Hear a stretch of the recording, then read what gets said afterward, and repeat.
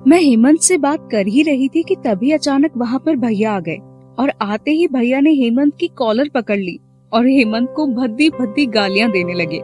आसपास मौजूद सभी लोग हमें देख रहे थे। पता नहीं ये लोग हेमंत का क्या हाल करने वाले थे। दशहरे का समय था। मैं अपने दोस्तों के साथ मेले में गई थी। काफी रौनक थी मेले में और किसे पता था कि वही रौनक कई गुना बढ़कर मेरे जीवन में भी आने वाली थी। हम लोग गोलगप्पे खा ही रहे थे कि तभी वहाँ रजत आ गया। रजत हमारी कॉलोनी में ही रहता था। रजत के साथ एक और लड़का भी था। अरे जया, तुम यहाँ? हाँ रजत, सोचा आज मेला लगा है तो दोस्तों के साथ घूम लेती हूँ। ये सही किया तुमने। वैसे भी तुम हमेशा घर में ही रहती हो। अच्छा ये सब छोड़ो, इससे मिलो। ये मेरे कॉलेज का दोस्त हेमंत है, यहीं पास में रहता है। टॉपर है ये हमारी क्लास का। मैंने हेमंत को पहली बार देखा था और इससे पहले ना कभी उसके बारे में सुना था, लेकिन उसकी पर्सनालिटी और आवाज में ऐसा जादू था कि मैं तो पहली नजर में ही उसे अपना दिल दे बैठी। और शायद हेमंत की आंखों से भी ऐसा लग रहा था कि वो भी मेरे लिए ऐसा ही महसूस कर रहा है। वो कहते हैं ना, लव एट फर्स्ट साइट। बस वही लव मेरे मन में हलचल करने लगा था। सब कुछ किसी फिल्म की तरह लग रहा था जिसमें मैं और हेमंत हीरो हीरोइन थे। घर पहुंचकर मैं सोच रही थी कि अब हेमंत से कब मिलने का मौका मिलेगा कि तभी रात में मुझे एक मैसेज आया जिसमें हाय जया लिखा हुआ था। मैंने चेक किया तो पता चला कि वो मैसेज हेमंत ने ही मुझे भेजा था। मैं मन ही मन खुशी से झूम उठी थी। फिर मैंने हेमंत को मिलने के लिए अगले दिन कैफे में बुलाया। Hi Jaya. Hello Hemant, thanks for coming. Jaya, ये तुम्हारी पसंद के फूल तुम्हारे लिए। अच्छा, तो तुमने अभी से मेरी पसंद नापसंद का भी पता लगा लिया? हो, रजत तुम्हारा दोस्त जो ठहरा उसने सब बता दिया होगा। अब तुम्हें तो सब पता ही है जया, मैं क्या बोलूं। हम दोनों ने उस दिन एक दूसरे को अपने दिल की बात कहती थी और उस दिन के बाद से मैं हेमंत के बिना अपने आप को इमेजिन भी नहीं कर सकती थी। हेमंत और मैं उसके बाद रोज मिलने लगे। कभी गार्डन चले जाते तो कभी सिनेमा हॉल, और जिस दिन नहीं मिल पाते उस दिन फोन पर घंटों बातें करते।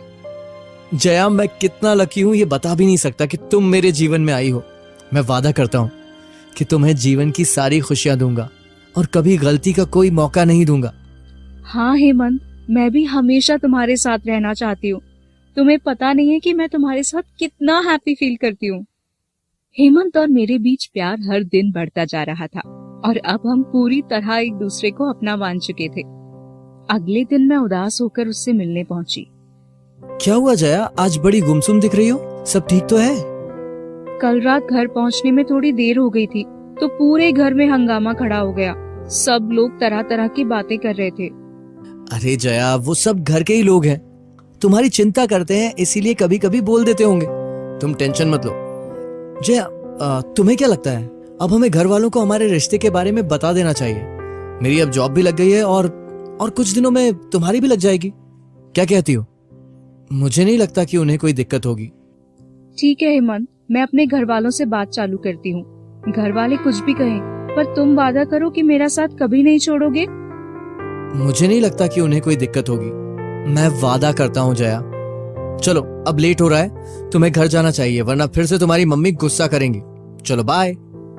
उस रात जब मैं घर पहुंची तो मुझे इस बात का बिल्कुल अंदाजा नहीं था कि अब मेरी जिंदगी पूरी तरह बर्बाद होने वाली थी। जिन्हें मैं अपना परिवार समझती थी वो मुझे ये सब कहेंगे, मैं सोच भी नहीं सकती थी। मम्मी पापा, मुझे आपको एक बात बतानी है। मैं एक लड़के से प्यार करती हूँ और हम दोनों शादी करना चाहते हैं। ये कैसी बात कर रही हो तुम? क्या तुम्हें पता नहीं ये प्यार व्यार हमारे परिवार में नहीं चलता है? देखा जाए कि माँ, मैं तो पहले ही इसकी शादी पक्की करने वाला था, लेकिन तुम ही ने इसे आगे तक पढ़ाने की जिद पकड़ रखी थी। पूरी बात तो सुन लीजिए पापा। उसका नाम हेमंत है और वो अच्छी नौकरी भी करता है। हम दोनों एक दूसरे के साथ बहुत खुश रहेंगे। क्या ये वही हेमंत है जो रजत का दोस्त है? हाँ भैया। शर्म नहीं आई तुम्हें उस नीची जात वाले लड़के से प्यार करने में, और अब शादी के सपने देख रही हो, वो भी उस लड़के के साथ? करम जली क्यों हमारे खानदान की नाक नीचे करने में लगी हुई है। एक बार भी तुझे तेरे पापा की इज्जत का ख्याल नहीं आया? पता नहीं क्या करम थे मेरे, जो मेरी कोख से तुझ जैसी लड़की पैदा हो गई। ये सब क्या कह रहे हैं आप लोग? जात पात से क्या फर्क पड़ता है? हम दोनों एक दूसरे से प्यार करते हैं और वो अच्छी नौकरी भी करता है, उसके घर वाले भी अच्छे हैं। हमें फर्क पड़ता है। शहर में मेरी इज्जत है और उस नीची जात के लड़के के परिवार से रिश्ता बना के मैं अपनी इज्जत कम नहीं करूंगा।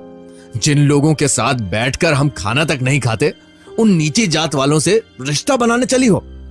अब कल से तू सीधे कॉलेज से घर आएगी और कहीं आएगी जाएगी नहीं। और अगर मुझे खबर मिली कि तू उससे मिल रही है तो मुझसे बुरा कोई नहीं होगा। मैं कल से ही इसके रिश्ते की बात चलाती हूँ अपने बिरादरी के लोगों से, वरना ये लड़की तो जीते जी हमारा जीना मुश्किल कर देगी। अपने घर वालों की बातें सुनकर मैं एकदम टूट चुकी थी। मुझे उन लोगों से घिन हो रही थी कि वो लोग आज भी इन सब जात पात की बातों में विश्वास करते हैं। मैं अंदर ही अंदर रो रही थी और मुझे कुछ समझ नहीं आ रहा था कि अब क्या करना है। मैंने तुरंत हेमंत को फोन लगाया, लेकिन ज्यादा कुछ कह नहीं पाई और किसी तरह छुप के अगले दिन हेमंत से मिलने चली गई। तुम चिंता मत करो जया, मैं हूं ना। हम मिलके इसका कोई सोल्यूशन निकालते हैं। तुम रो मत, सब ठीक हो जाएगा। नहीं हेमंत, तुम मेरे घर वालों को नहीं जानते, वो मुझे कभी तुमसे मिलने नहीं देंगे। मैं तुमसे बहुत प्यार करती हूँ, प्लीज कुछ करो। मैं हेमंत से बात कर ही रही थी कि तभी अचानक वहाँ पर भैया आ गए और आते ही भैया ने हेमंत की कॉलर पकड़ ली और उसे भद्दी भद्दी गालियां देने लगे। आसपास मौजूद सभी लोग हमें देख रहे थे। मैं ये सब हंगामा देखकर शर्मिंदा महसूस कर रही थी। ए लड़के, तुझे तो मैं देख लूंगा। साले औकात देखिए अपनी, जो हम ऊंची जात के लोगों से रिश्ता बनाने चला है। पहले अपनी बहन की अकल ठिकाने लगाता हूँ, फिर तुझे भी देख लूंगा। पापा इतना समझाने के बाद भी ये लड़की उसके साथ मुंह काला कर रही थी। जाओ, जाके इसको कमरे में बंद कर दो और बाहर से ताला लगा दो। और हाँ जया की मम्मी, खाना तक देने की कोई जरूरत नहीं है इसे। भूख से मरने लगेगी तो अपने आप अकल ठिकाने आ जाएगी इसकी। मैं कमरे में अकेली रो रही थी, लेकिन कोई भी मेरी बात सुनने को तैयार नहीं था। तभी मैंने कुछ देर बाद भैया की आवाज सुनी। पापा उस लड़के को ठिकाने लगा दिया है। ऐसा सबक सिखाया है कि हम बड़ी जात वालों से क्या, किसी से प्यार करने की कभी हिम्मत नहीं करेगा।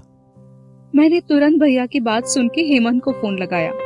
कई बार ट्राई किया, रिंग जाती रही, लेकिन हेमंत ने फोन नहीं उठाया।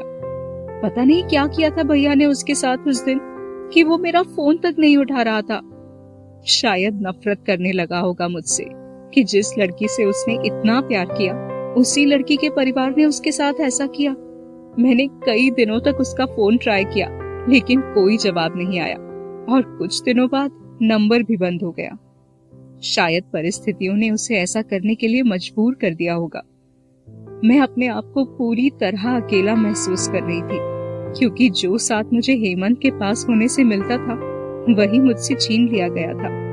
आज उस बात को तकरीबन 5 साल हो चुके हैं, लेकिन आज भी मेरे मन में हेमंत के लिए उतना ही प्यार है और मुझे पूरा विश्वास है कि हेमंत भी रोज मुझे याद करता होगा।